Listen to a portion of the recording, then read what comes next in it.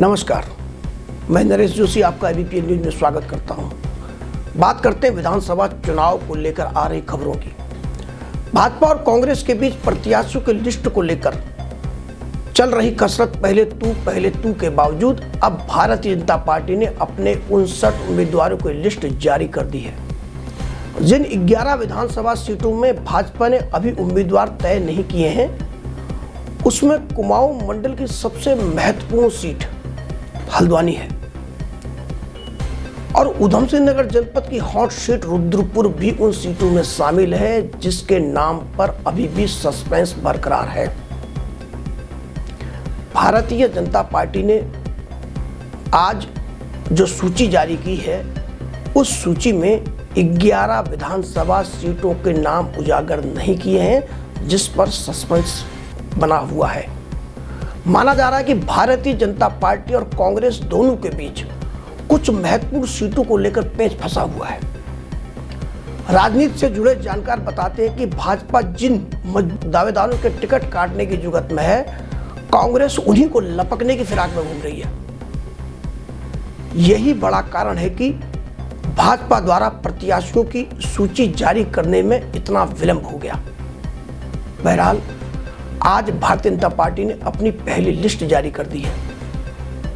अब बात करते हैं उधम सिंह नगर जनपद की। उधम सिंह नगर जनपद में भारतीय जनता पार्टी ने काशीपुर विधानसभा सीट से लगातार 4 बार के विधायक रह चुके पार्टी के वफादार नेता हरभजन सिंह चीमा के पुत्र त्रिलोक सिंह चीमा को टिकट दिया है। काशीपुर सीट पर पिछले लंबे समय से तमाम प्रकार की चर्चाएं चल रही थी। तमाम भाजपा के लोग काशीपुर सीट पर जाकर दावेदारी कर रहे थे। स्थिति स्पष्ट हो गई है।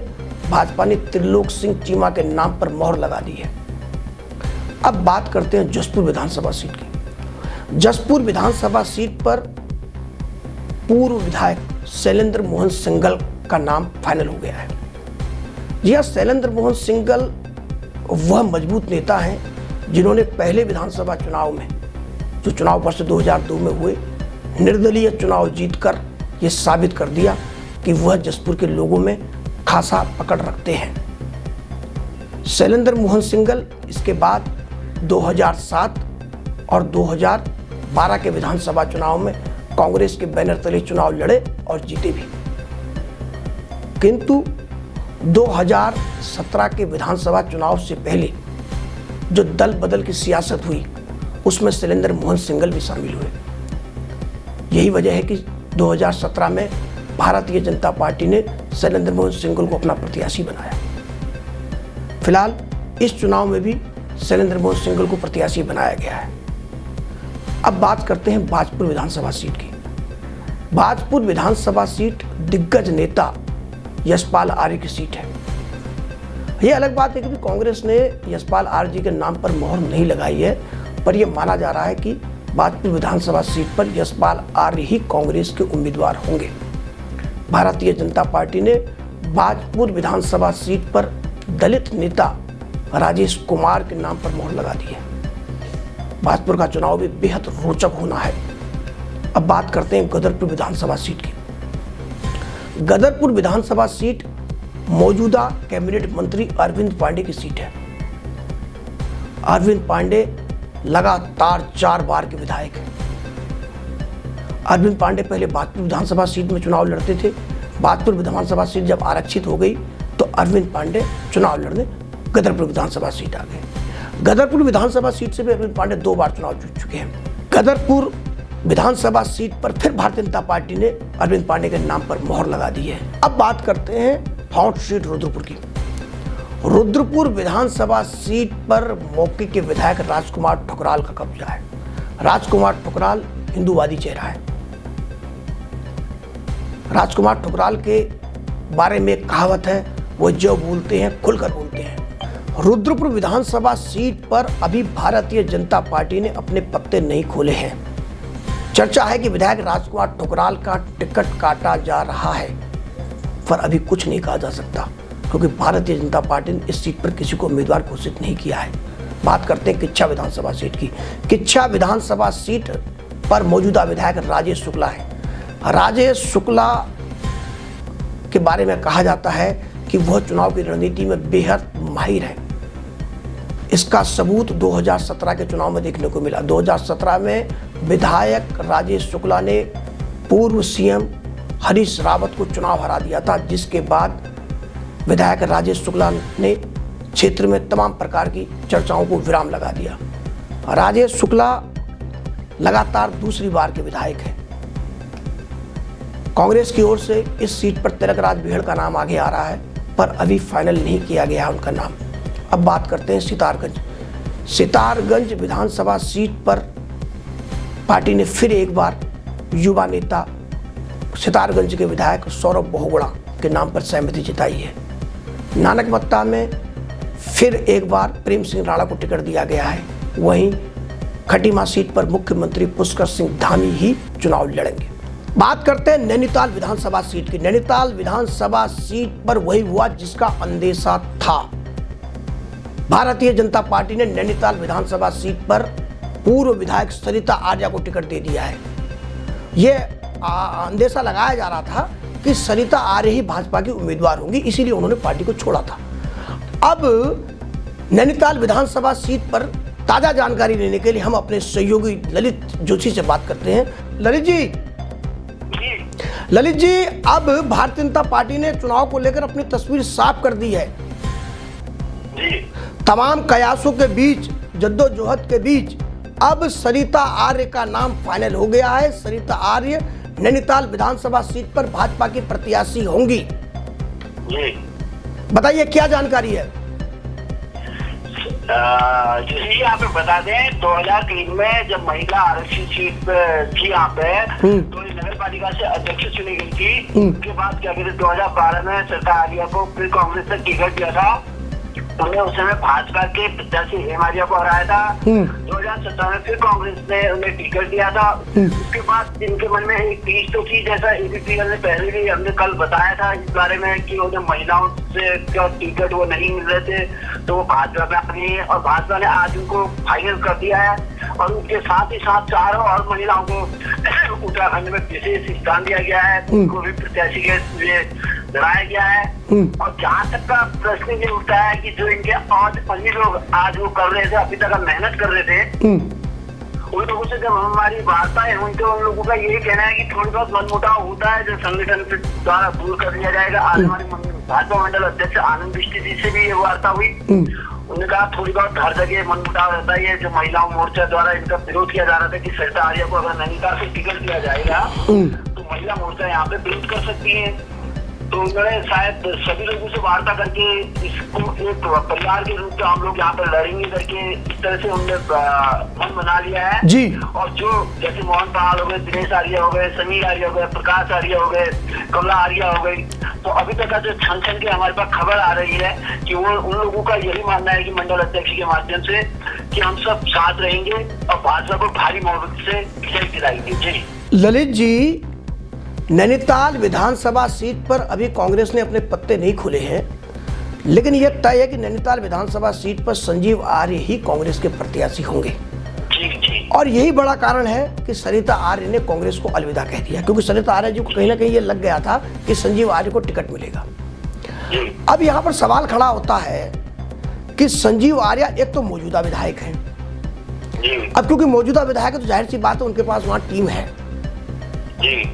दूसरा सवाल, संजीव आर्य पिछली बार का जो चुनाव था उसको बहुत मजबूती के साथ चुनाव उन्होंने लड़ा और बहुत मजबूती से चुनाव जीता भी। अब क्योंकि सरिता आर्या जी से पहले भारतीय जनता पार्टी में और भी वो लोग शामिल हैं जो पार्टी से टिकट मांग रहे थे। अब कहीं ना कहीं इस प्रकार की भी चर्चा चल रही है कि सरिता आर्या जी के लिए सबसे पहली चुनौती भारतीय जनता पार्टी को एक मंच पे लाने की होगी, जिसमें मोहन पाल जी हैं और भी तमाम नाम हैं जिनको एक मंच पर लाना सरिता आर्या जी के लिए बेहद जरूरी हो गया है एक बार। अच्छा, अब बात करते हैं सरिता जी के चुनाव की रणनीति की। तो भारतीय जनता पार्टी सरिता आर्या जी को कैसे चुनाव जिताएगी, कैसे लड़ाएगी संजीव आर्या के सामने, जरा इस पर थोड़ा प्रकाश डालिए।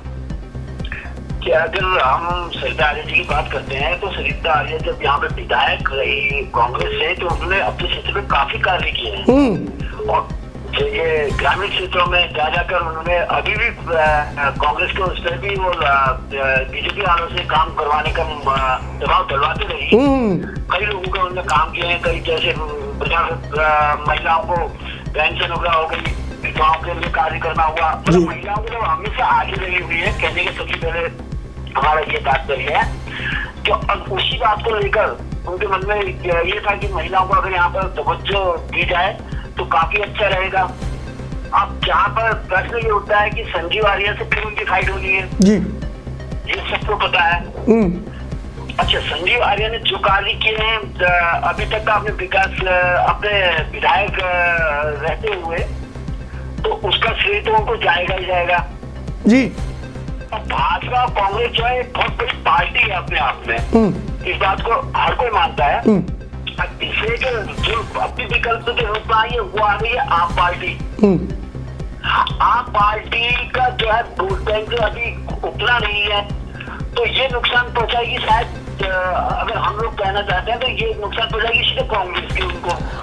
अच्छा ललित जी कहने का मतलब ये है कि सरिता आर्य बहुत मजबूती के साथ इस चुनाव को लड़ेंगी, ये कहने का तात्पर्य कल गुरु मंदिर में वो भी की थी, प्रार्थना भी की थी वहाँ पे जी। नैनीताल आ रही थी तो उससे पहले वो गुरु देवता के मंदिर गई, और गुरु देवता हमारे न्याय के देवता है, सभी जानते हैं। उन्हें वहाँ पे एक अर्जी भी लगाई थी करके छन के हमारे पास खबर आई है कि मुझे टीका मिल जाए और गुरु देवता की कहते थे मेरी मुराद पूरी हो जाए। और मैं उनमें डंडे की चोट में उनका ये भी कहना है कि मैं अपने सभी साथियों को लेकर यह सीट को मैं भाजपा की झोली में डालूंगी जी।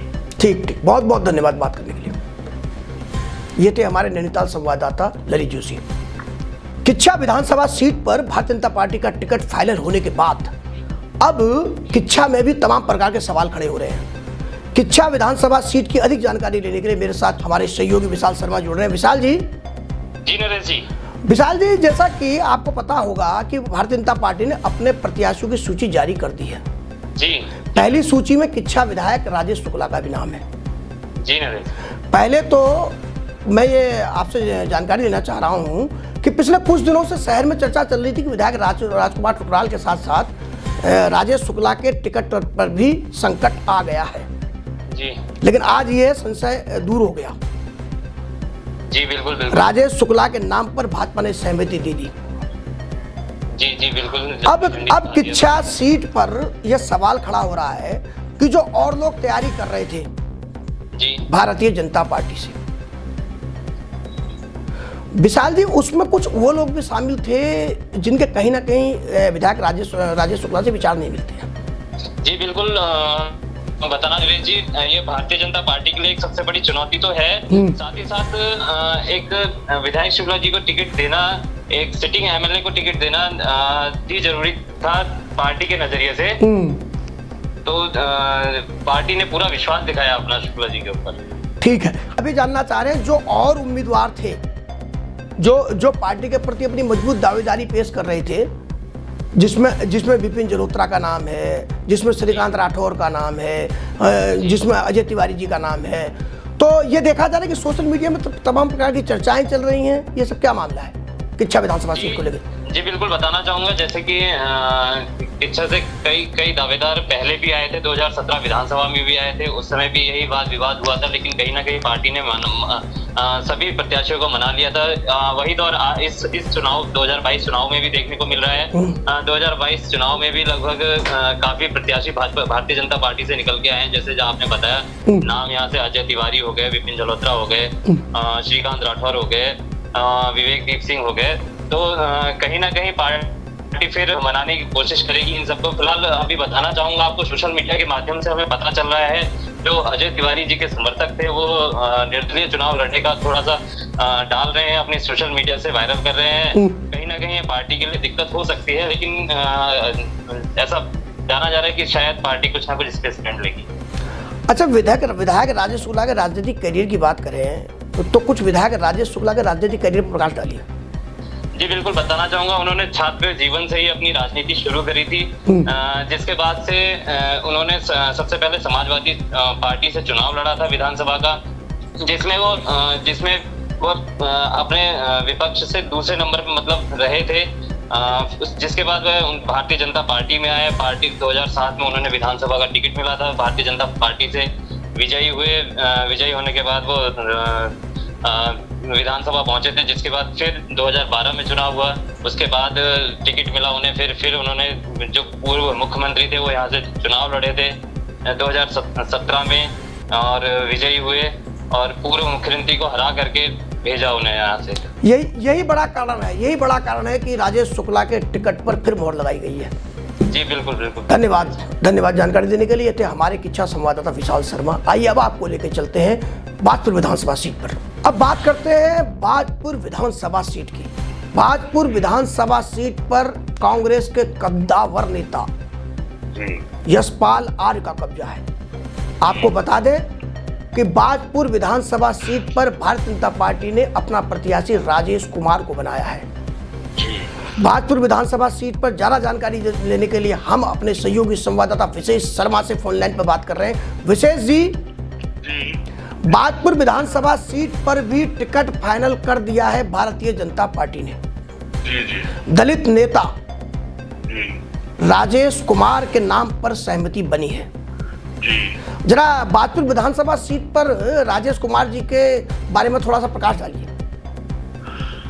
राजेश कुमार जी यहाँ पे एक बीजेपी के पास एक युवा चेहरा है और यहाँ के स्थानीय निवासी हैं, यहीं पर पले बड़े हैं और ये सर्वप्रथम जो है युवा मोर्चा के पदाधिकारी रहे हैं जिले के, प्रदेश के और वर्तमान में जो है बीजेपी के प्रदेश के प्रवक्ता है भारतीय जनता पार्टी के और 2012 में ये भारतीय जनता पार्टी के चुनाव चिन्ह पर चुनाव लड़ चुके हैं। मतलब चुनाव लड़ने का अनुभव है। चुनाव लड़ने का अनुभव है और ये जो आरएसएस की जो पृष्ठभूमि होती है संघ वाली, उससे भी आते हैं। अच्छा, संघ से जुड़े हैं जी। इसका मतलब यही बहुत बड़ा इनके लिए फायदेमंद रहा और यही वजह है कि राजेश जी के नाम पर बाजपुर विधानसभा सीट पर भाजपा ने अपनी मोहर लगाई है। जी। अब जी, आपको एक जानकारी और दे दूं जी कि ये जब पिछली बार बीजेपी की जो सरकार 2017 में चुनाव हुआ था जी, चूंकि यशपाल आर्य जी भारतीय जनता पार्टी में आ गए थे तो राजेश कुमार जी का टिकट तब भी लगभग फाइनली था। तो फिर पार्टी ने इनको राज्य मंत्री बनाया था और समाज कल्याण विभाग से इनको जो है जोड़ा गया था। तो ये उस तरह से भी पिछले 3-5 सालों में जनता के बीच में जुड़े रहे हैं जी। अच्छा, अब विशेष जी जानना चाह रहे हैं बाजपुर विधानसभा सीट पर राजेश जी का मुकाबला लगभग ये माना जा रहा है यशपाल आर्य जी से होगा जी। ये अलग बात है कि अभी कांग्रेस पार्टी ने अपना प्रत्याशी घोषित उन्होंने नहीं किया है जी, लेकिन क्योंकि पार्टी के बड़े नेता हैं, भारतीय जनता पार्टी को छोड़ के कांग्रेस में गए हैं, तो ये तो सीधा सीधा आकलन लगाया जा रहा है कि टिकट उन्हीं को मिलेगा। तो यह भी लगभग फाइनल है कि मुकाबला राजेश कुमार जी और यशपाल जी के बीच में होना है जी। अब कोई तीसरा बीच में मजबूत कैंडिडेट अगर उतर गया तो चुनाव का रुख क्या रहेगा? जहाँ तक बाजपुर के चुनाव का प्रश्न है, भारतीय जनता पार्टी का अपना एक कैडर वोट होता है जी। उस कैडर वोट तो वो जिसका है, चाहे कांग्रेस का कांग्रेस को है, भाजपा का भाजपा को, वो तो मिलना ही मिलना है। अब रही बात अदर वोट की, जैसे यहाँ पर आपका दलित जाटा वोट है वो करीब जो है 20-22 हजार है और इस तरह से ही जो है करीब सिख वोट है वो भी मैं समझता हूँ 16-17 हजार वोट है वो भी। तो एक तरह से कहीं ना कहीं जाति समीकरणों पर आधारित कुछ ना कुछ जरूर आधारित होगा। अगर कोई तीसरा मोर्चा और किसी मजबूत कैंडिडेट को ले आता है तो ये तो निश्चित है कि दोनों ही पार्टियों को फिर उस समय चुनाव में जरूर समीकरण बदलेंगे और कुछ ना कुछ दिक्कत जरूर आएगी। हालांकि यशपाल जी एक कद्दावर नेता है और एक दलित चेहरा, बहुत बड़ा चेहरा उत्तराखंड का है और इतना बड़ा अनुभव है उनका राजनीतिक। हाँ, उनके सामने चुनाव थोड़ा करना रहेगा राजेश जी का। लेकिन चुनाव फिर अगर कोई तीसरा मोर्चा बीच में आ जाता है और मजबूत कैंडिडेट आ जाता है तो फिर दोनों ही पार्टियों को चुनाव बड़ा कसमकस वाला होगा और बिल्कुल कुछ भी चुनाव की स्थिति हो सकती है, इसमें कोई दो राय नहीं है। अच्छा विशेष जी, अगर बाजपुर विधानसभा सीट पर कोई मजबूत चेहरा कांग्रेस से बगावत कर ले जी, तो क्या कांग्रेस के वोटों में बिखराव हो सकता है? अगर कोई मजबूत चेहरा चुनाव लड़े काशीपुर देखिए, मैंने आपको एक थोड़ा सा आपको उदाहरण भी दिया कि थोड़ा जाति समीकरण भी कहीं ना कहीं, और एक किसान वाला फैक्टर या सिख वाला फैक्टर, और इसके अलावा जो लोग जो है पार्टी से किसी वजह से चाहे कांग्रेस के नाराज हों चाहे भाजपा वाले नाराज हों, तो उनको कहीं ना कहीं एक मंच मिल जाएगा, तीसरा मंच। और उस स्थिति में यह है कि अगर मान लीजिए जहां तक आप इशारा कर रहे हैं, अगर वो स्थिति बनती है और वो एक मजबूत चेहरा अगर उधर जाता है तो उनसे जुड़े हुए जो एक विशेष समुदाय विशेष के वोट हैं, या एक मान लीजिए कहना चाहिए किसान से जुड़े हुए वोट हैं, वो कहीं ना कहीं फर्क तो डालेंगे ही चुनाव पे। धन्यवाद। ये थे हमारे बाजपुर संवाददाता विशेष शर्मा। ये है ABPL डिजिटल नेटवर्क और आप देख रहे हैं ABPL न्यूज।